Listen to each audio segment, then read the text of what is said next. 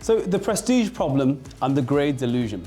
They are two very different problems and we need to fix these differently. Now, most students who want training contracts in LSE and Oxford and Cambridge or other universities and non-target universities think they need more prestige. That's not going to get you a training contract. What's going to help you enter Skadden, Kirkland, Latham is the ability to pass the recruitment process. Credentials, doing stuff. What are we tangibly doing? Are we writing articles in M&A, warranties, indemnities and the like? What are we doing? Are we shadowing associates? Are we, for instance, completing Forage online courses? Are we completing legal research tasks? These cost nothing. Everyone can do this. This is democratic and accessible. Prestige is rarely the problem to fix. It's over-indexed. Whether at LSE or Oxford or Cambridge, prestige is a signal. It's a helpful signal. Frankly, I went to UCL, a regarded university, but that in and of itself does not help you pass a training contract recruitment process. What does is your signal throughout the process, whether you're at Freshfields doing the Watson Glaser, the group exercise at Baker McKenzie, or the written exercise at White & Case, the ability to show you are an effective future business, legal and strategic advisor. That is simply the most important thing.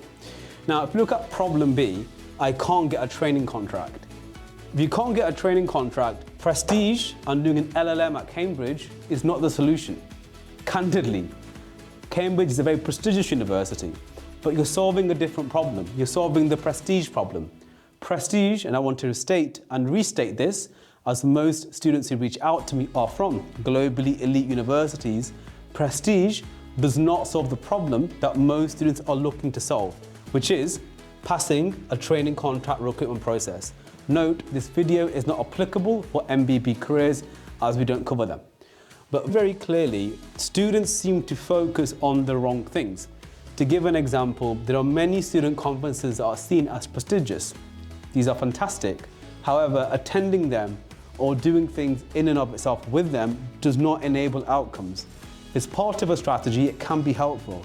But what ultimately the key thing I want to stress when I work with clients globally, I have a track record of clients at, well, tier 1 US law firms, White & Case, Sidley Austin and the like. We don't focus on that. We don't. What we focus on is this, learning how to pass a TC recruitment process. They are two incredibly different problems.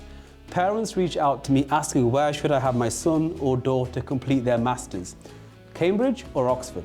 Both are fantastic institutions, both are incredibly prestigious, but completing an academic course is not passing a TC recruitment process, which has multiple rounds in it, from Watson Glaser to HireView to partner interview. Candidly, you could probably do 6 master's degrees. It won't really develop that skill set. A pushback I do get commonly is, I can learn in a master's degree in corporate law at LSE, no affiliation at LSE, a fantastic university, that will help improve my commercial acumen. That's a very good point. However, candidly, you probably could improve your commercial acumen or commercial fluency reading through Reddit or candidly through AI softwares. Both are good problems, but define your problem. If you want to pursue a master's degree, please do it, but define the problem it's solving. If it's a deep interest in the academic nature of corporate law, then do it. If your assumption is that this is going to help you get a TC at Latham, that's sadly misguided. And I think just to explore problem B in a lot more detail, I can't get a training contract. A lot of students, again, this is for international students too, watching this video, if you're from Kuala Lumpur, Abuja in Nigeria, or Islamabad, Pakistan, achieving a UK degree qualification is not a requirement to get a training contract. Candidly, there are many instances in the UK of individuals with domestic undergraduate qualifications who have TCs at tier 1 stellar firms. The SRA, the Solicitors Regulation Authority, to be clear, I'm not a lawyer or legal professional, they state that an undergraduate degree is required. That is it.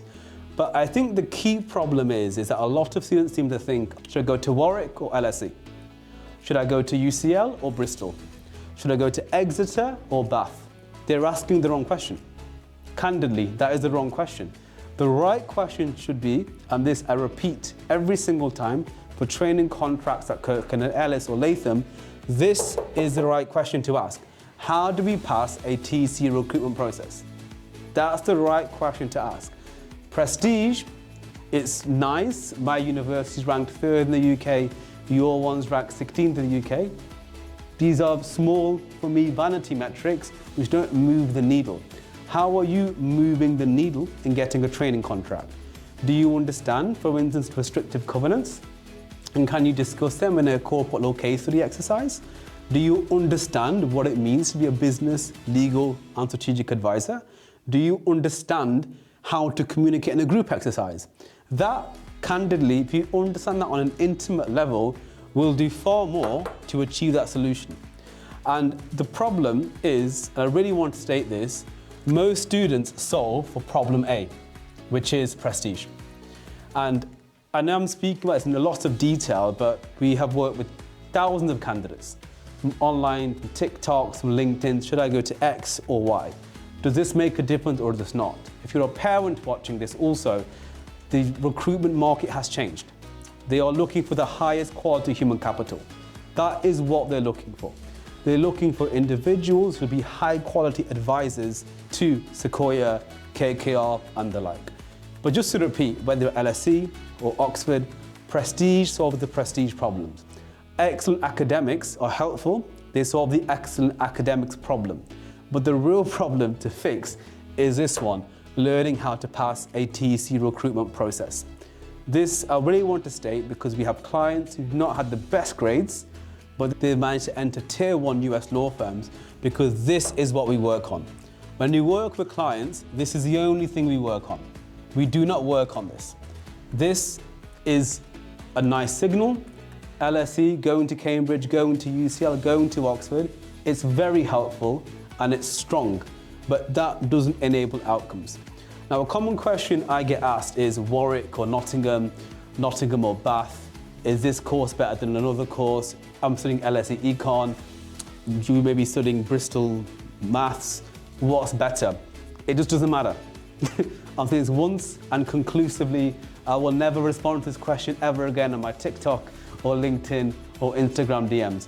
What they're looking for is, I've mentioned before, I'll mention again, high quality human capital. Where that comes from, it simply doesn't matter.